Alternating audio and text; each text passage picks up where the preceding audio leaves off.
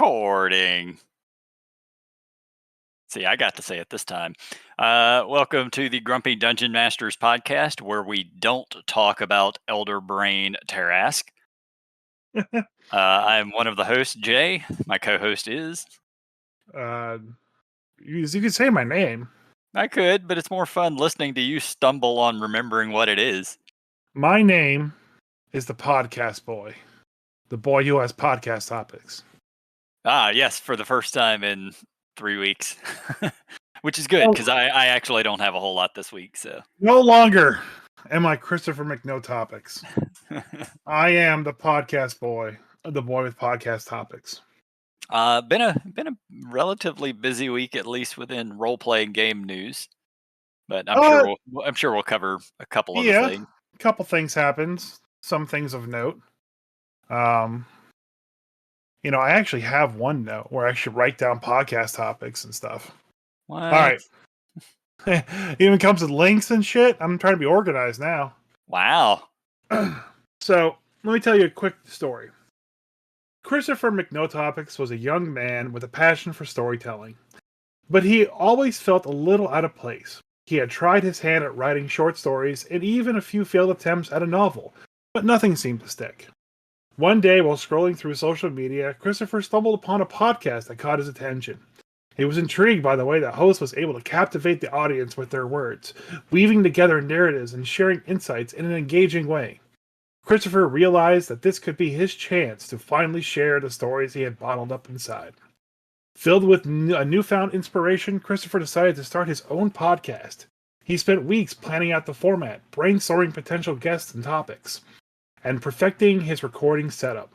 Finally, the day came to record his first episode, and nervously he pressed the record button and began to speak. To his surprise, the words flowed naturally, and he found himself lost in the conversation. Listeners began to tune in, drawn in by Christopher's warm and relatable personality. He started to receive messages from people who felt connected to the stories he was sharing, and it fueled his passion even further. Before long, Christopher was amazed by a loyal following, and he became known in his community as the Podcast Boy.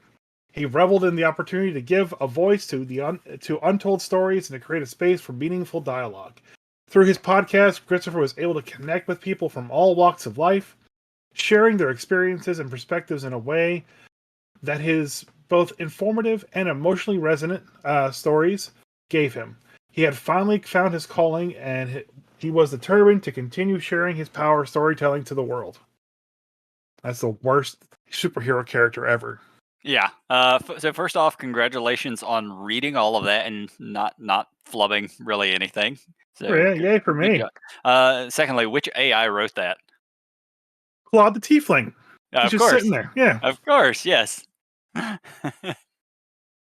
It read like an AI wrote it. Oh yeah. And I knew damn well you didn't write it, so.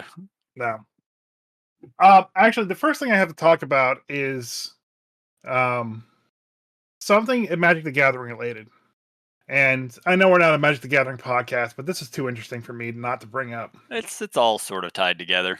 Have you ever heard of the Magic the Gathering format called the Forgetful Fish? I have not, and I've played a lot of Magic formats, but that's a new one on me.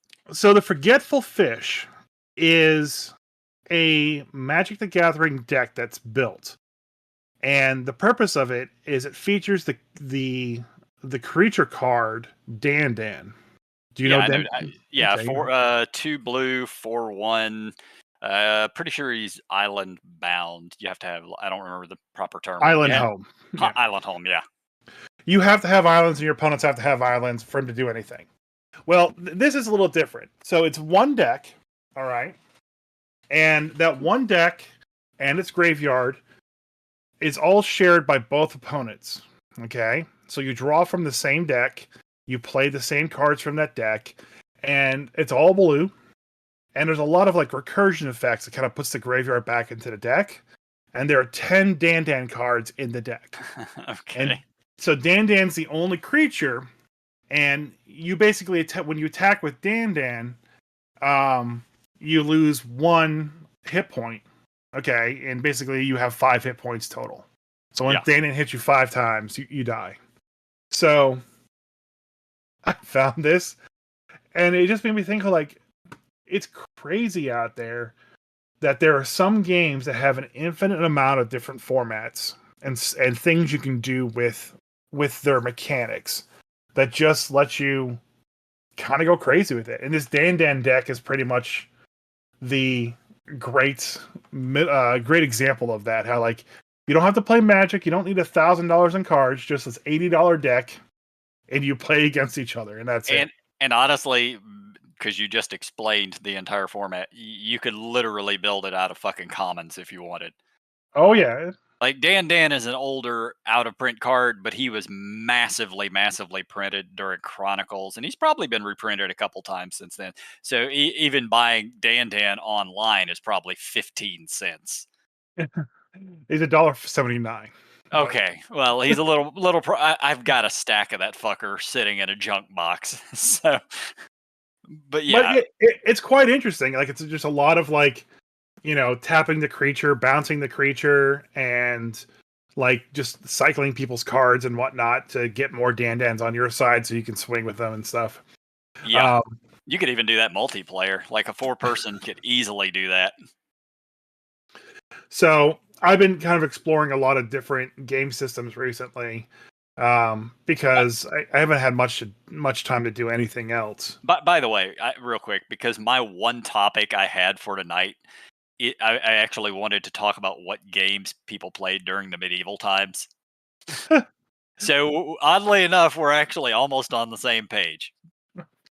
Well, yours are probably more interesting because I was going to talk about how I had a big project I've been working on for a while, and it was to celebrate the 5th anniversary of my local gaming store, Energy Gamers, here in Charleston, South Carolina. I basically made a bunch of Magic card proxies out of different Magic cards, put them into little self-made decks, and put it inside of a box that I made, and sealed it with actual Magic the Gathering wrapping, so it looked like it was a legitimate box, and gave it to the store owner. And it was a big hit. All the employees got a pack, and they were all trading it, and they're still trading the cards now. It was a really great gift, and as a return gift, because I can't seem to leave the store, he doesn't let me. He wouldn't let me leave until he gave me something for that gift. And he gave me a bag of older D&D modules that they had required from somebody who didn't want them. And I started going through. Some of those are probably valuable, just saying. I looked at them and I was like, I know these are worth a lot. You shouldn't just give them to me. You should make me pay for them. And he's like, oh, absolutely not. So I was like, I love you. And I got no more than 3 deep before I was like, okay, I know what I need to talk about. So first off is the first book I pulled out. Actually, this is the last book I pulled out, but it's the first one I want to talk about. I have in my hands the collector's edition for Fallout New Vegas game guide. Okay. It's a limited edition book, and it has limited edition number printed on it. It was published in 2010 by Prima Games. And I was like, holy cow, this is amazing. So I started flipping through the book. All right. And wait, Prima. Yeah, they do video game Hold on. Don't get ahead of me, fucker. I'm just saying, they do video game You're getting ahead of me, fucker. All right. You already said it, but go ahead. Hold on. So I'm looking through it, and I'm like, there's layouts, monster stats, like different pictures, in-game pictures and whatnot. I was like, oh my god, this is the best tabletop role-playing system book I've ever seen in my entire life. So I'm going through it, and I get to chapter 1, and I'm like reading it like as if I'm reading like how to play this game on a tabletop. And I'm like, dear God, this is the most complicated gaming system I've ever seen of. Like, why would they have bullets minus your damage percentage by 0.029%? How are you going to calculate that on paper? That'd only work as a video game. And I got through the first chapter, and I was just like, oh my god, I need to see what the character sheet looks like. So I went to the table of contents to find what the character sheet looked like. And I went through the table of contents, I was like, there's no character sheet of this. And then I looked back at the front cover again, and it wasn't just game guide, it's the official game guide. And then I looked at it, and it looked at me, and I looked at it, and it looked at me. And I was like, oh, this is a game guide for the video game. That makes Yeah, more there it sense. is. There it is. Sorry I threw that out there. When you started talking about it, my initial response was, "Oh, okay. He knows it's a video game guide, and he's looking at it from the lens of a role playing game." I didn't realize you weren't aware that Prima makes video game guides. I know they make video game guides. I remember that now. Yeah, But like, I have the Baldur's Gate 2 Prima video game guide literally sitting across the room from me that I just but, picked up a couple days ago. but this book is set up like it's all right. Here's this next chapter. Here's the modules you got to go through. Here are the missions. Here are the monsters you use. It's set up like it's a tabletop game.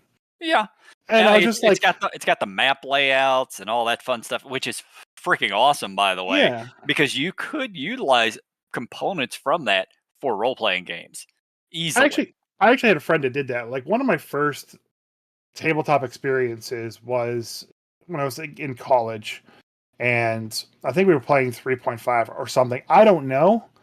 I really just had dice. I didn't even have a character sheet. And the person who was DMing for us was using Parasite Eve, the player's guide for that, Oh because it man! had all the maps laid out in that. By the way, And if you ever see that guide, pick it up. It's worth good money. yeah, it was pretty cool.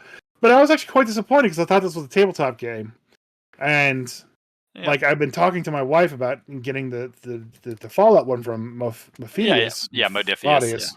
Yeah. And it just seems so serendipitous that this popped out once the Fallout show got out there and people watched that, and And it was great. fantastic. So that was the first book I wanted to talk about. My misunderstanding of what that actually was. Yeah. Yes, you definitely pulled a Christopher Waples on that one. Yeah. The second one is a book that I started looking at. I was like, okay, let's talk about this one.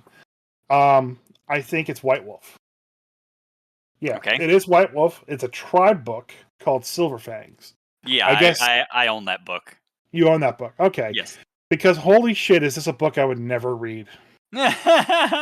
Like I know that when you play Warhammer and you buy a chapter book, like you get a chapter book. Like you're now listed in this chapter for life. Here's all of our lore, what we're eating for breakfast tomorrow, our likes and dislikes. And I think that's what this book is, because oh my god, it's like 7 chapters of just like short story, It's lore. and everything. And it's great in what it is. I don't want to knock it for that. It's great in what it is, but like I could never sit here and try to create a character from this. Like As you are, it needs a bit more streamlined for me. Maybe if I was playing the White Wolf game, this would speak more to me. so first off, it's older, and that was more the style back then. I can't speak for what the current versions of it are. Secondly, White Wolf was the storytelling game, and I say it very specifically as a storytelling game. It was a role playing game. It had rules, but it focused way more in depth on the lore, the setting. Your characters were supposed to be very, very in depth on their backgrounds. So every werewolf character, every vampire character, every mage character, you had a story, a history, and that's what that book is much more focused on. If you go through it, there's probably some things in there that it gives you abilities that Silver Fangs could use and things like that. But the vast majority of it is just going to be this is what the Silver Fangs are. This is how many hundreds of years that clan has been around. These are the things they've lived through, Yeah. etc. So the table of contents starts at page 13, which is odd, but That's the it's a pages, short story before it. So there's a short story before it called Heavy Lies the Crown, The Legends of Garu. And then chapter 1 is Under Falcon's Wings History. And before I actually go further, I wanted to see what character creation was. So I went to the table of contents and I saw where it said character creation and I flipped to it. Mm-hmm. And so when I flipped to it, to the character creation page, it said chapter 3, Good Breeding. And I was like, that's Silver Fangs. Yeah, that's and Silver Fangs, man. And I go back to the contents. It's chapter 1, Under Falcon's Wings, History. Chapter 2, Pleased to See the King, Society. Chapter 3, Good Breeding, Character Creation. I was like, okay, I guess I'm in the right spot. Short story. Let's skip over that. Let's go into the backgrounds. So I'm looking at just the major titles. So backgrounds. Allies is the subcategory to backgrounds. I'm not reading any of the text. I'm just trying to figure out things by just the heading. Yeah. So backgrounds and then allies. Okay. Ancestors. Mm-hmm. Okay. Contacts. All right. Fetish. What? A fetish is a... No. I know what it is, but yeah. All right. Yeah. Just... it has a completely different context than what you're thinking or what your initial thought was. Really? Because there happens to be a character sheet that came with this book that I cannot show off. But just let me say, it is well endowed. Oh, okay. Well, that's not normally in the book. Mm-hmm. A fetish in Werewolf or in White Wolf in general, you have to think fetish as in almost voodoo witch doctor. It's basically an item that is enchanted, usually with some sort of a spirit. Okay, so an actual fetish, not the sexual fetish. Correct. Okay. All right. Well, anyways, that's as far as I got with the book, and I set it down, and I was like, you know what? I know this is White Wolf. I'm not going to read it. Yeah. I mean, look, I honest to God don't know anyone who actually plays Vampire or Werewolf anymore. I collect all the books for specifically Vampire and Werewolf. I never got into Mage or Wraith or any of the other offshoots. So I don't bother with those. And it's one of those things. If I knew people who really wanted to play or knew people who were going to run it, I'm in. But it's not really a thing that much anymore. Times have changed, and people are much less edgy, and I say that with quotation marks because that's what that setting was. Yeah. So when I was initially going through this bag in the store, I pulled out three things, and I was like, "Oh, that's really cool. Oh, that's really really cool. Okay, this has to be the coolest thing in the bag." And that's the first thing I'm going to talk about. The last thing I'm going to talk about this stack today in this podcast. But you're going to save all the other stuff and just do like 3 every podcast until you've talked about all of them. Kind of, yeah. I like this plan. Let's do it. So the third thing I pulled out was Dungeon Module B2. Okay. The Keep on the Borderlands by Gary Gygax. Yeah. I don't own a copy of that one, but I'm vaguely familiar with it. A complete copy of it. So it has... Which... I would assume first edition. Is it the red cover? It is... Or the blue cover with the orange? It is red cover. Okay, yeah. It's for the Dungeons & Dragons basic set, but can be used with Advanced Dungeons & Dragons. Okay, yeah. So it has the fold-out map. It has also included the cleric reference table, I guess from some other book, because it says here that this is a reference table and the pages are perforated for easy removal. So I'm sure he took this out of a different book. Mm-hmm. Maybe a second ed book or something like that? No, it could have come from basic. Okay. Second edition wouldn't have been out for 9 years at least. Okay. Then I have a piece of scrap paper, okay, that has all the loot that they have been getting so far, I guess. Oh, that's cool. Yeah. They have 21,000 gold pieces, 75,000 silver pieces, 10,000 electrum pieces, 97 gems, 6,000 copper, 20 nice jewels, 2,800 PP. That's platinum pieces. But 8 +1 arrows, a rope of climbing, 40,000 gope. I don't know what that is. Gold area? Oh, No, because gold's up there before. yeah, I don't know. 3 potions. 1 is Blue Dragon control. 2 is Sweetwater. 3 is water breathing. Scrolls. 1 was used because it was crossed out, and that was Raise Dead. Okay. Then he has Stone to Flesh, and then Animate Dead, Pass Wall, Wall of Stone. And then he has 4 spell books, and it's got some more stuff on it. It was just a piece of scrap paper, Mhm. that he was keeping notes on. Then I have the guy's character. Okay. Oh, He was a cleric, race human, and has all his abilities and stuff like that, all of his tools, all of his stats and whatnot. It's an amazing thing to look at. Really cool. And so that came together. And like I said, of the module itself, I have the map, which is a single piece of paper, mhm. which gets lost easily. And then I got the module itself, and I got the cover, which has the actual Caves of Chaos in there. Yeah. And I took a couple pictures of a couple things that I'm going to put on our Discord, and I'll talk about them in a Make sure little. to make sure to share that character sheet. I'll share the character sheet too. Yeah. So the module itself begins Dungeon Module B2, the Keep on the Borderlands. This is an introductory module for characters 1 through 3. And on the front cover, you have like 2 human fighters, axe and shield, sword and board, and what looks to be like a halfling with a spear. And they're fighting the old school bugbear, or not not Oh, bugbear, the so, old school owlbear. Like mm, the beak and like the brown fur and everything. okay, we're looking Uh, at different covers then. no. This is the actual on inside the booklet, not the outside Oh, cover. okay, the front page. I see it right there. Yeah, yeah. So it's got an old school bugbear, and they're coming out again here with the 50th anniversary minis. It's my favorite bugbear. I actually have a couple because it actually looks like a giant fucking monstrosity and not just a giant owl. Yeah, I yeah. don't mind the giant owl. Don't get me wrong, but I like this thing better because this thing looks like it's going to eat the shit out of you. The current owlbear is fucking cute and cuddly, and people make plushies of it. This one, you're not making a plushie out of this fucker. This is something from your nightmares. Yeah. Like it is horrific. It would eat you asshole first.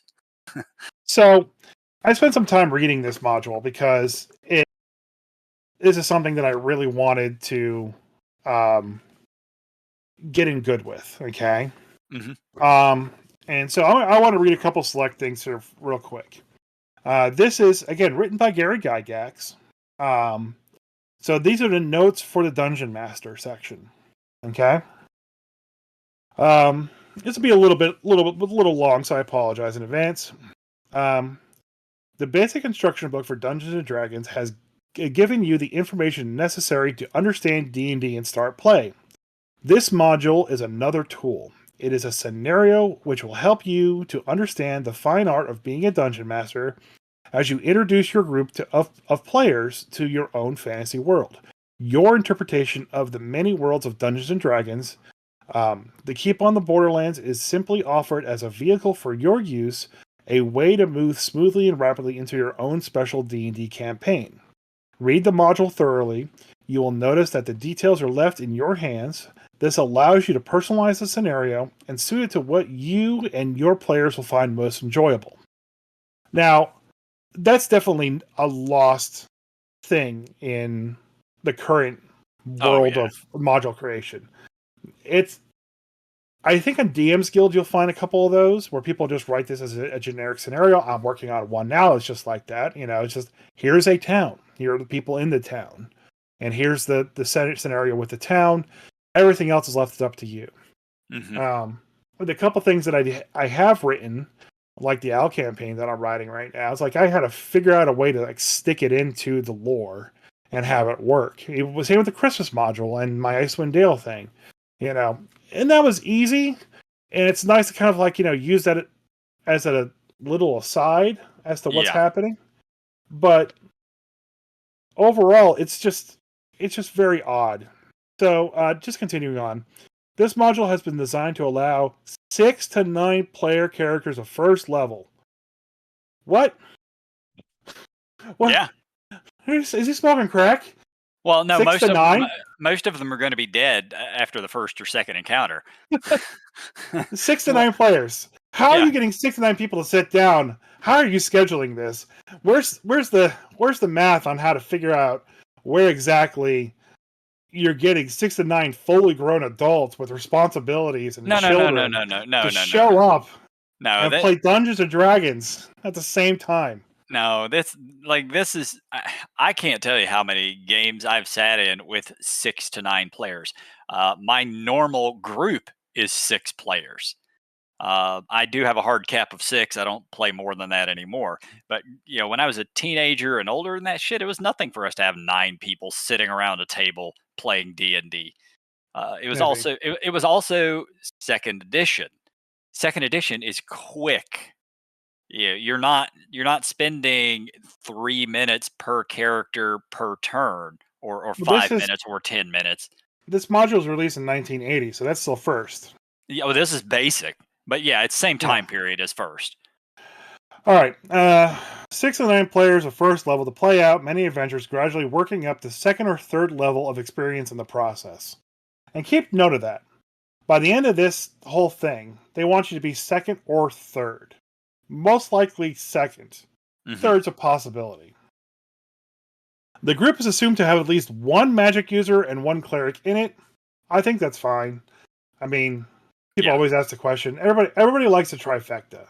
A healer, a caster, and a tank. If you didn't have a cleric in basic or first edition or second, you had a serious fucking problem. Yeah. Like, you needed healers. If you have fewer than 6 players, be sure to arrange for them to get both advice and help in the keep. For example, they should have advice from a friendly individual says stay near the beginning of the ravine area and enter the lower caves first to help avoid them getting into immediate trouble with higher level monsters. Likewise, the service of several men of arms must be available to smaller parties. If only 1 or 2 player characters are to adventure, be sure to have a non-player character or 2 go along, as well as a few men at arms. In addition, give the player characters a magic dagger or some magic arrows and at least 1 potion of healing. Oh, yeah, 6 to 9 players. Give them One one potion. potion of healing. Just, Yeah, it's I mean, gonna heal you at like 1d8 or some shit. in my Adventure League games, these players are like, okay, we have how much gold right now? All right, let's everyone buy 6 potions of healing. All right, that's definitely a ideal that's changed since 1980. Yeah. The DM should be careful to give the player characters a reasonable chance for survival. Aw, man.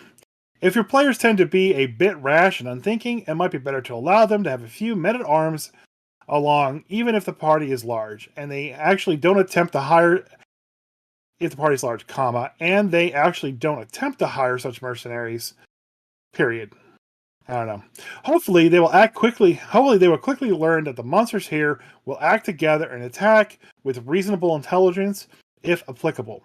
If this lesson is not learned, all that can be done is allow the chips to fall as they may. Dead characters cannot be brought back to life here. Yep.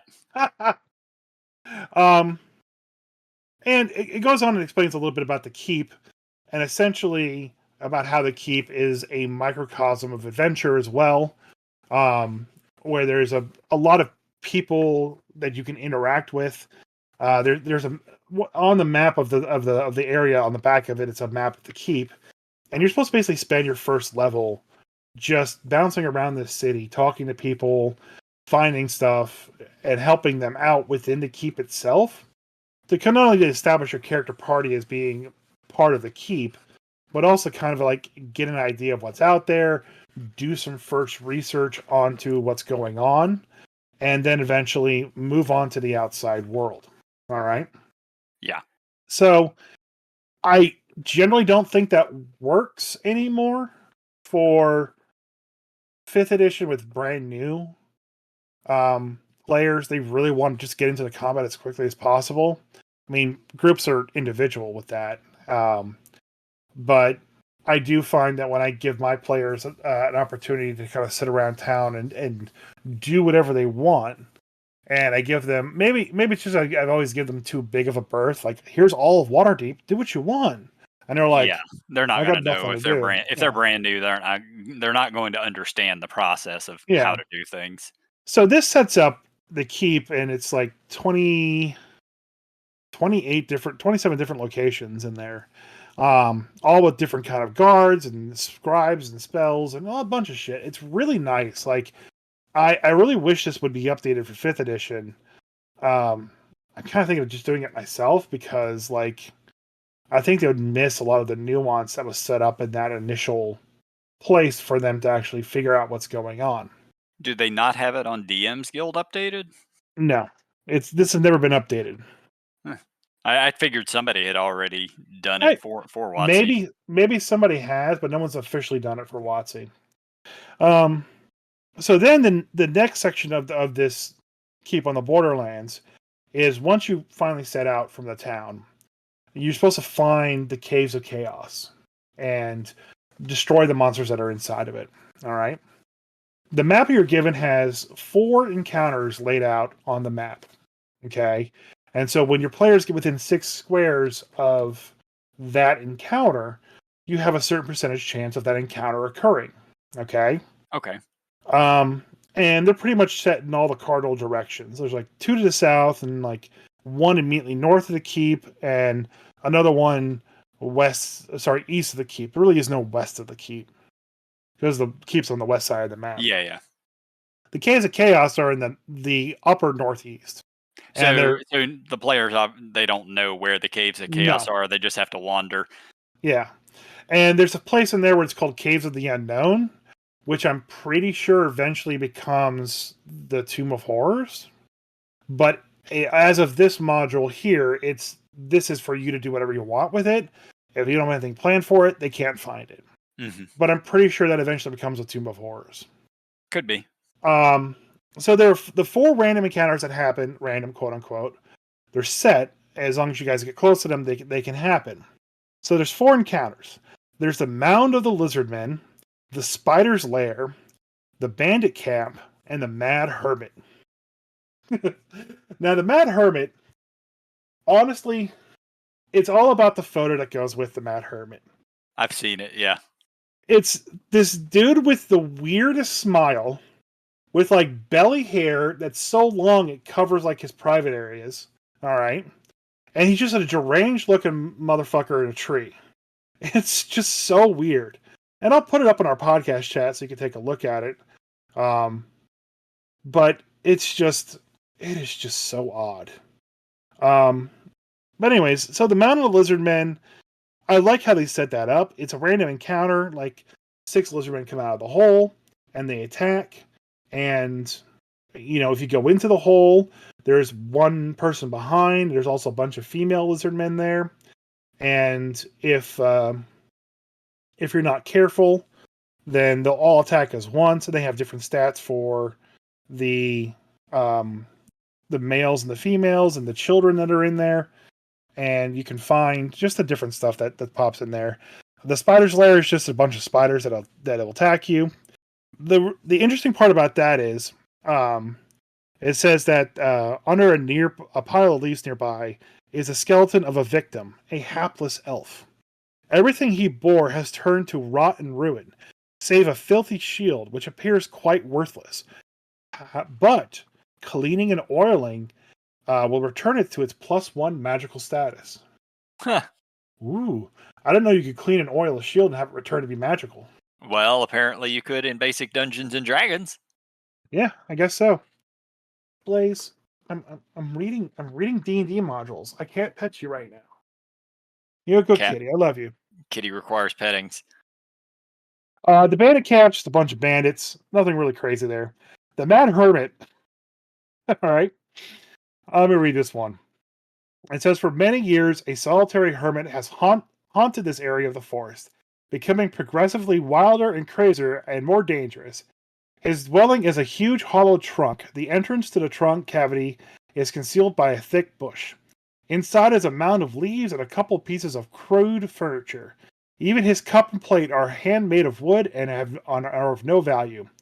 There's a small chest buried beneath a few inches of dirt under the leaves the Mad Hermit calls a bed.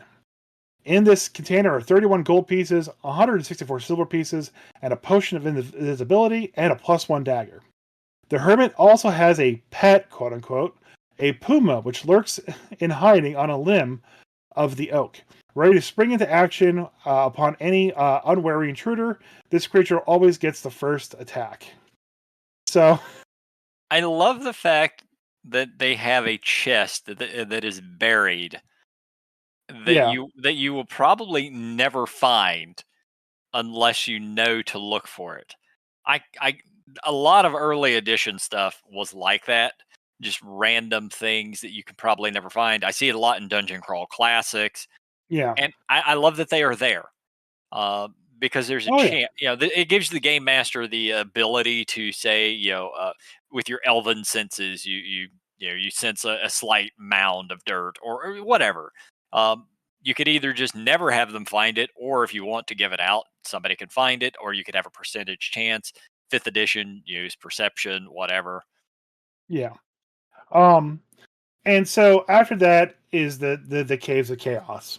And we've talked about on the podcast a couple of weeks ago, the dungeon professor and his the room in there where the orcs attack Yep, and yep, yep. pull everybody and kills everybody. And so I don't want to bounce on that. I don't want to read through the whole thing. I didn't have enough time, but I wanted to see what like the final encounter of the module was. So I went to like the last page where all the final encounters are, Hmm. and immediately in the upper right corner of the book, I saw a monster that I immediately knew what it was, but I immediately became so infatuated with it, I believe it's my spirit animal. And it is, for lack of a better descriptive term, it's an obese sturge. I, I saw it as soon as you posted it to us earlier, and my initial thought was, "Oh, that's just the Sturge that lives at Chris's house. Like he's just feeding on you." It's just so picture a sturge, Google sturge. It's a giant mosquito essentially. Um, but this one, he's, he's got like 6 chins, a big He's got fat. fat. Yeah, he's got fat rolls. I'm just like, this thing. All it does is just go and fly around and just eat babies, man. Like, and like this is on the final page of the module for being like where all the big scary end monsters are, and like this is the final thing. This is the final image you're giving me, not like what's involved here or like the scary things that are supposed to be here at the end. No, you're getting me the Sturge with diabetes. Great. See, there's a misconception about these older modules. They didn't have BBEGs. They didn't have big bad evil guys. Sometimes they did, but a lot of them it's not that case. It's just here's an adventure. There's not a big boss at the end of the module. It's just whatever the hell you fight along the way. And I was about to bring that up actually. I figured you were, but I got to So it before you. So the big bad of this is really a curse. Okay. And I posted the module chapter in our podcast chat. I'm going to read it here too. And it's the Evil Chapel.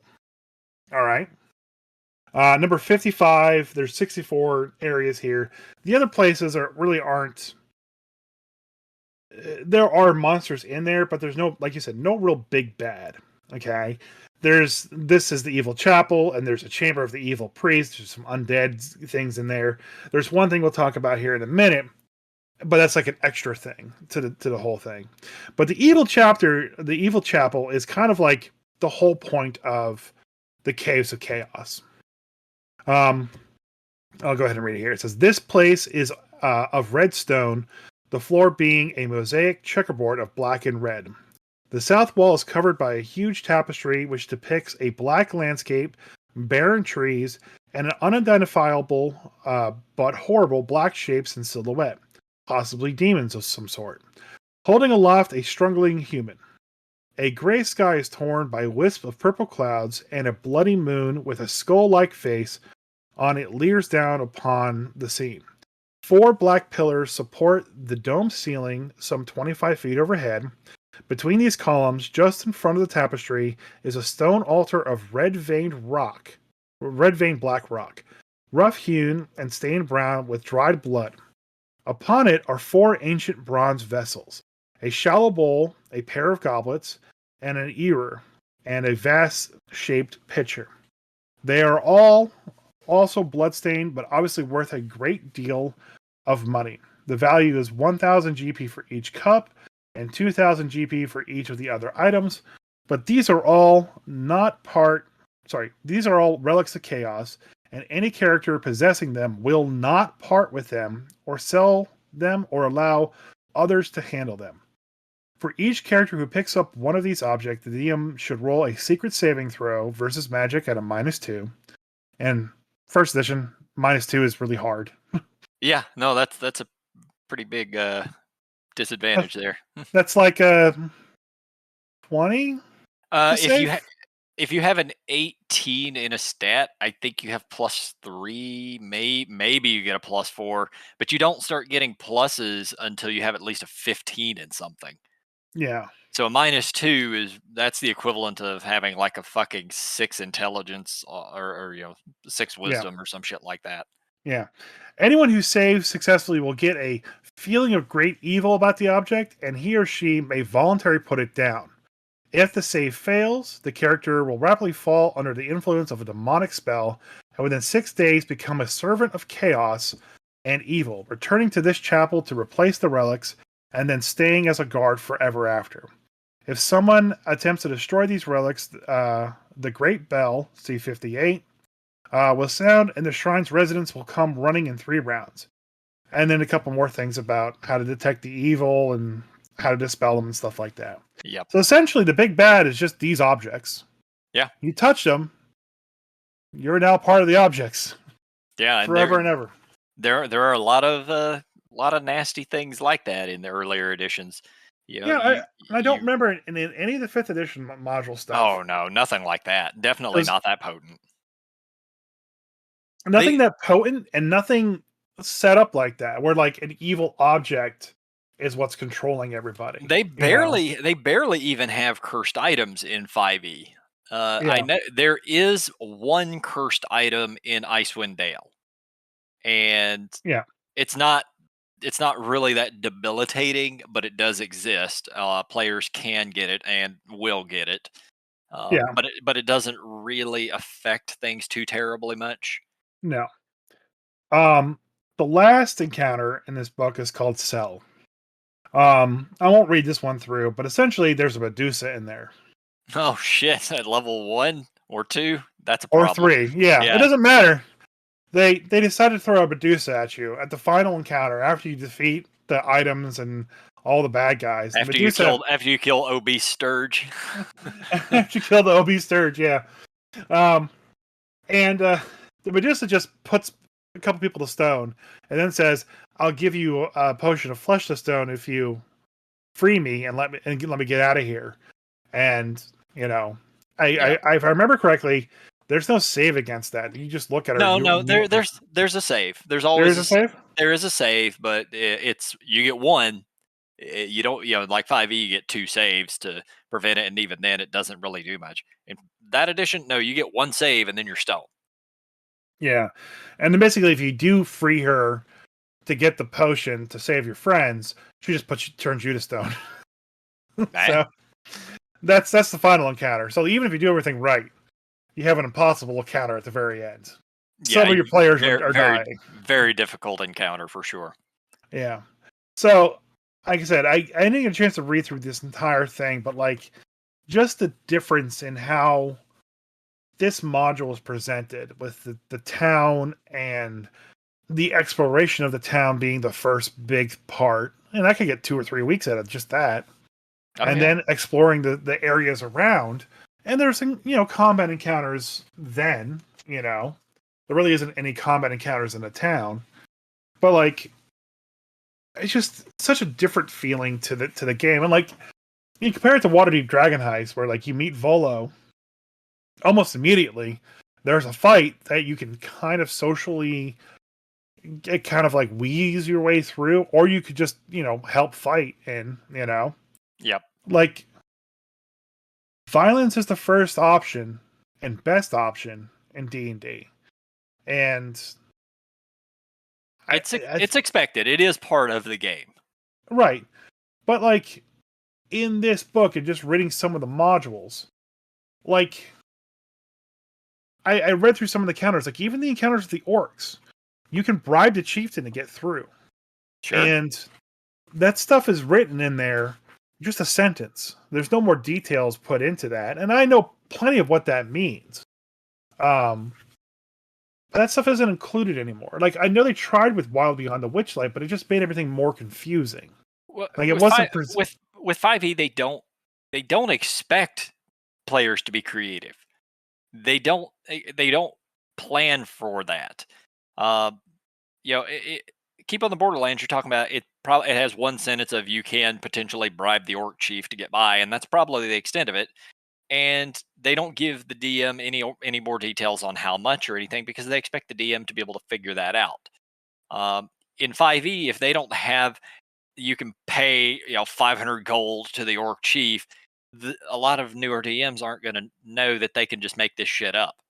They could just wing it. I guess. If I was getting more modules like this currently, I would be a lot happier with the product I've been getting. Oh yeah. Like the Keys from the Golden Vault was very good from that perspective. Like here's what's going to happen. Here's your tiny scenario. Here's your background information. Have them figure it out from there. Yeah. And you get one book like that a year. Yeah. So I don't know. I really am hoping that the Vecna book blows me away. And I'm not expecting Keys from the Infinite Staircase or Keys from the Infinite Staircase. Mixing things up here. The Stairs from the Infinite Staircase, or whatever the book is called. Yeah. I'm not looking forward to that one. It's an anthology book. I'm definitely going to pick it up. I like the anthology books. I'm not wanting that one real bad. But I am looking forward to the Vecna one. Like that one's supposed to be the capstone to 5e, the big adventure that other adventures have been leading up to that and dropping small hints here and there. Mm-hmm. So like I expect more than the Shattered Obelisk did, with the obelisks being in all these adventures in 5e and then just a paragraph, at the very end explaining them. I mean, but half the paragraph was Vecna's using them somehow. Ooh. Yeah. So I'm hoping that those things that book actually turns out, and that the 10 to 20 story is really, really good, because I am. Yeah, so it starts at level 10, doesn't it? Technically, it starts at 1. Okay. Because there's a 1 to 3 adventure. That's the prequel. And then 10 to 20 is the actual book. The prequel's out right now. Okay, so it's level 1 to 3 and then level 10 to 20. I don't think the characters carry over, but like the information does. I actually, the Dungeon Master Resources group, where we get all sorts of stupid fucking questions, that I saw somebody post the other day, how do you make a level 2 character? a game master, dead serious, because they wanted to start their players out at a higher level. How do you make a level 2 character? You make it level 1 and then level it up to 2. That's the level of what we're dealing with these days, I'm afraid. So how is that person ever going to be able to run Eve of Vecna? Is it? I thought it was Eye of Vecna.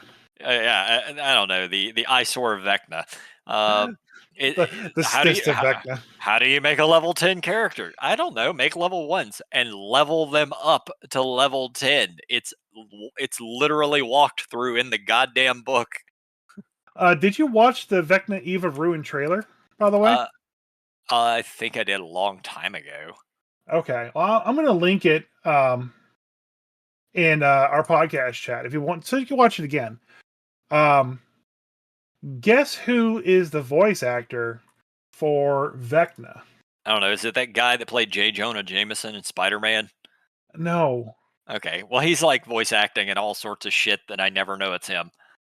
How? He has the same fucking voice and everything. Yeah, I don't ever recognize his voice Well, except when I see him look like J. Jonah Jameson. Then I'm like, hey, I know who that is.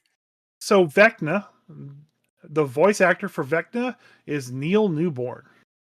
All And you right. might know him as Asterion. Star. Oh, okay. That was yeah, I know who that is, obviously. Yeah, Baldur's Gate 3. Yeah, yeah. Yeah, they hired him to do Vecna's voice. Okay. I guess he get. Does he sound differently? Oh, yeah, very differently. All right, that's Like, good. I mean, he's a voice actor. He's not like. Yeah, yeah. If he sounded like Astarion playing Vecna, I'd be weirded out. I'd be like, You wait a can minute, hear a is bit. is Vecna going to kill me or is he going to sleep with me? I don't know what's happening here. I mean, I guess if he wants to sleep with me, fuck. Oh god, that's an artifact too? And yep, that's canon now.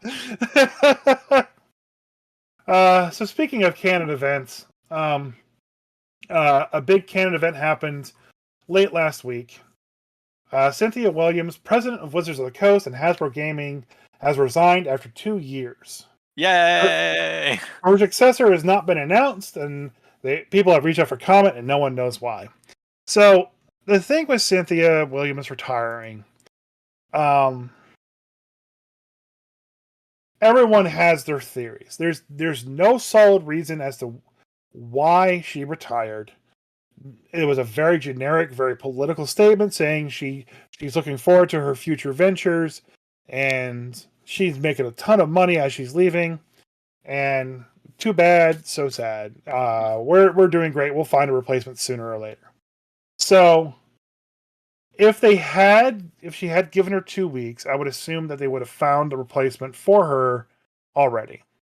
I'm surprised that they wouldn't have done that if it was an amicable firing or amicable leaving, not firing. Yeah, we don't know that she was fired. We don't know really anything other than she's leaving. Everyone gets the feeling that she was let go because of just how bad Hasbro's doing. Yeah, but I don't. The only issue I had with her is that she didn't know gaming, but she knew the products that she did. And if you look at everything that she's done in 2 years, licensing out D&D to other places and licensing Magic out of other places, like the Lord of the Rings set, like whoever was like, she probably said, "Hey, that wasn't her." Like that was in the works long before she was ever there. Maybe. No, it definitely was. Like they had to get licenses for that, a couple years in advance, probably. Well, who knows? Like the rest of the universe Beyond was launched under her, so you have to give her credit for the good things, but you can also give her credit for all the bad things. Not saying she was the person that did the OGL, but yeah, she probably wasn't. I don't think that any of the blame for how shitty WotC and Hasbro are doing can be placed on her. But I don't think any of of all the good stuff that's come out of them over the past 2 years also can't be put on her, because the vast majority of the stuff that they release, it takes several years to come into production. So whatever ideas she might have had probably haven't even come to fruition yet, a lot of them. So this is my guess, and this is my big guess. All right. My guess is that Larian Studios was like, you just fired all the people that we worked with to make Baldur's Gate 3 in December. And now you want us to do another game with you. And that's how you treat the people that we worked with? We're not working with you anymore.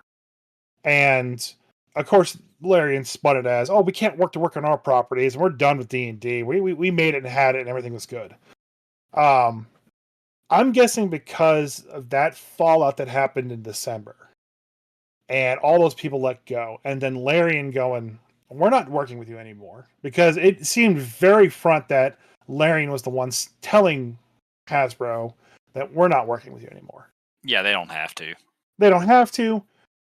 We are at the position where we don't have to, and with the way you treated your people and everything in the past couple of years, we're not going to anymore. Yeah. I think that spoiling of that relationship with a company like Larian, who is a part of a company that could buy out Hasbro 10 times over, is what put that final nail in that coffin. That's my guess. That's just my intuition looking at it from the outside with no evidence whatsoever. It's an interesting hypothesis.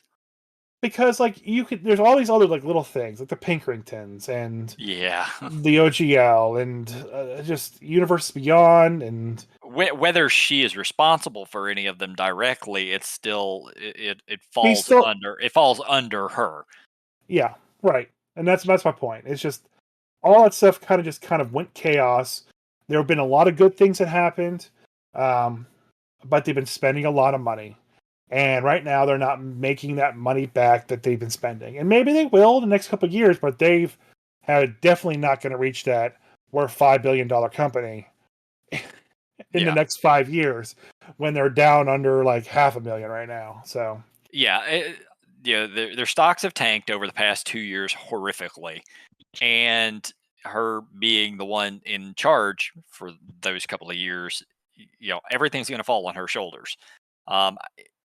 I don't think there's any one incident that puts her out of a job. I think it is most likely just she's making a lot of money doing what she's doing, and there's very little Hasbro can show for it.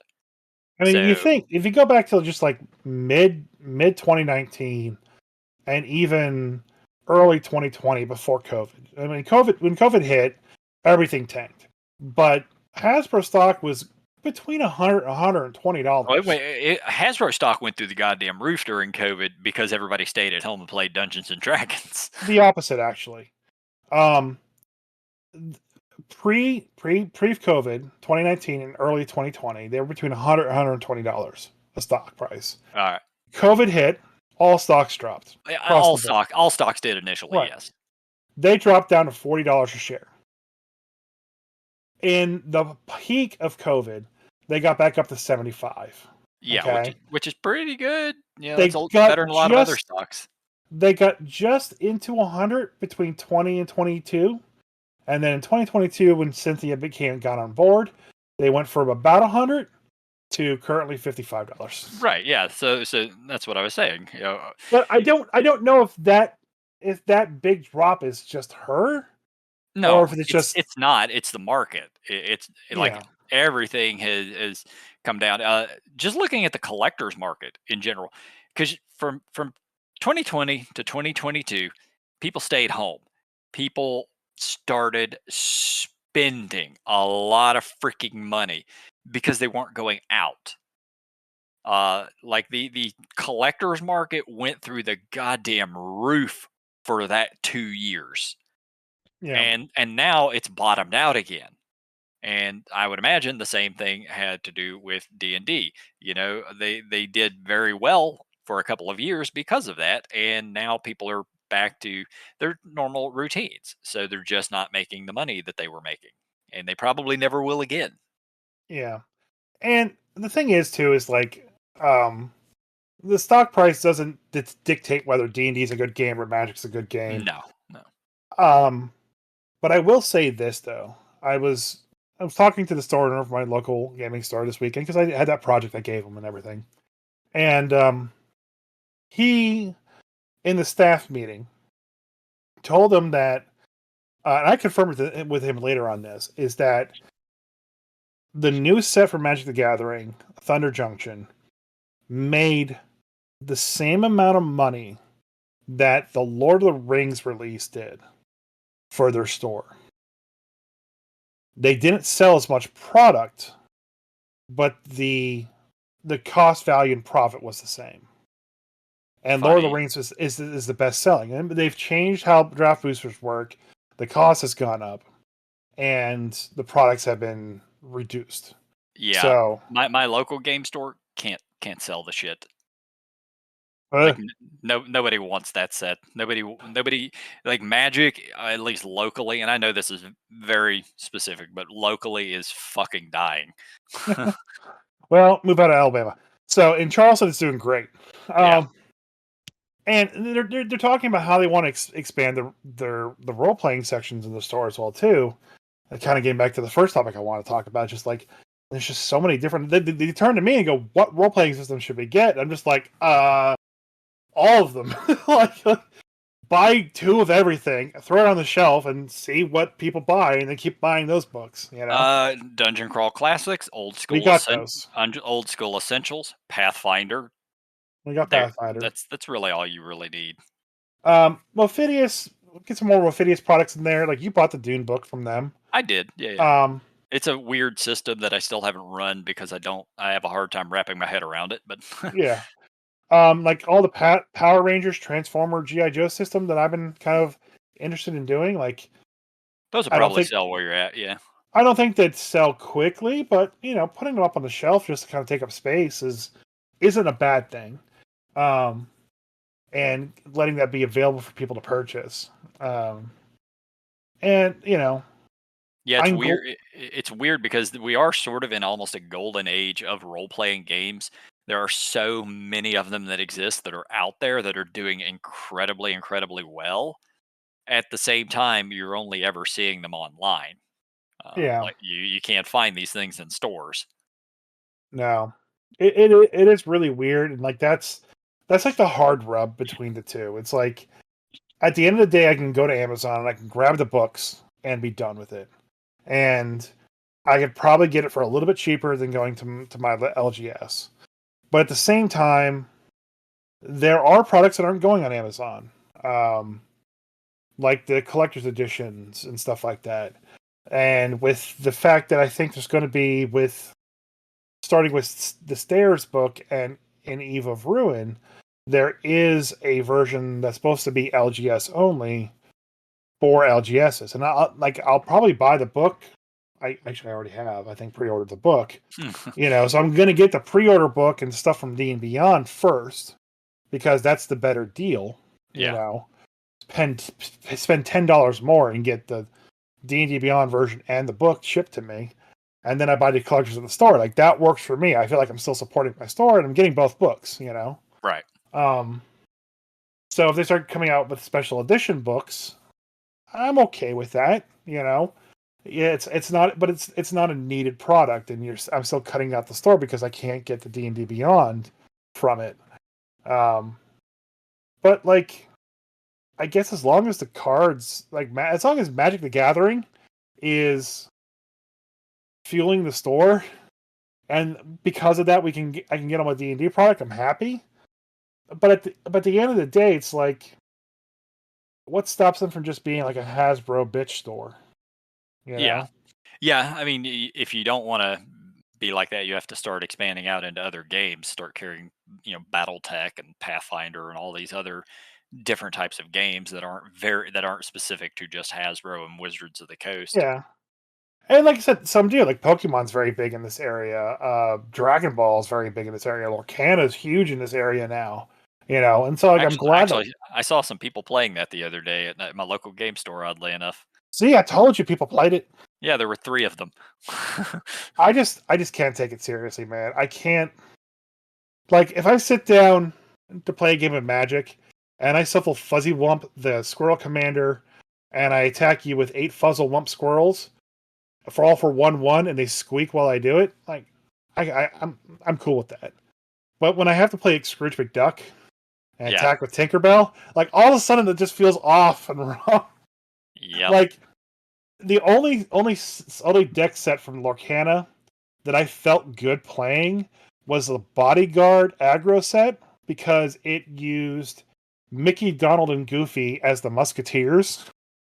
So they got like weapons and armor and shit, and like other attack animals in red. So like it felt okay, but then all of a sudden when I'm fucking fighting Pocahontas and she's singing at me, I'm like, all right, I stab Pocahontas to death with my rapier.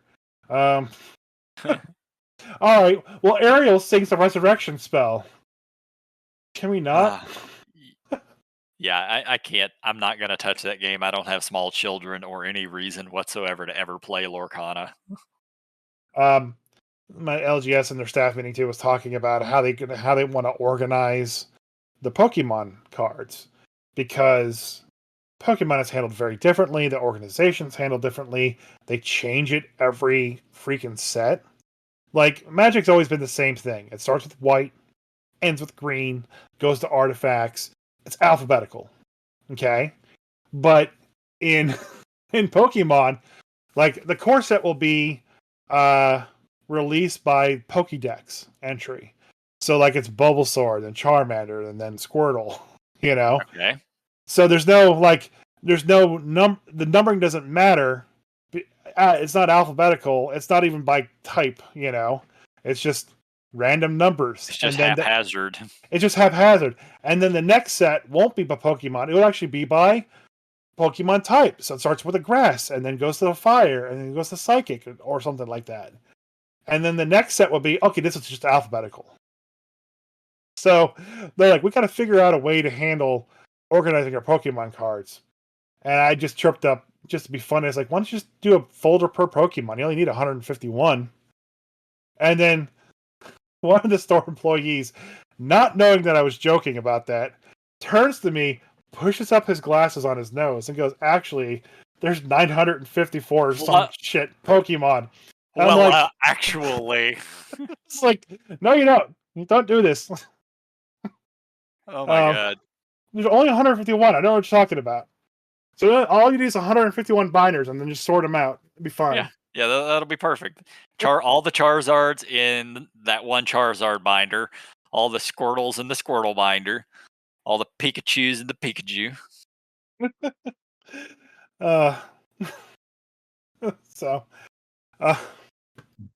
It's just crazy. I need the LGS to continue growing. I need to continue doing the best it possibly can be. And, always. Yeah. You always want your LGS to be doing well. Yeah. I have a couple more things to talk about, and I think we've reached our hour. Yeah, we're over an hour. And we still didn't talk about the Elder Brain Terrask. No, we're not. We don't talk about that on here. We don't talk about the Elder Brain Terrask. No. Whenever we talk about it, we're out of ideas. Yeah. Yeah. I had a couple of topics, but they'll wait. They can definitely wait. Yeah, we actually did a full hour. A lot. We did like 30 minutes on Keep of the Borderlands. I'm proud of myself, guys. The podcast boy, the boy with podcast topics, has struck again and saved the day. Say bye, Bruce. Bye.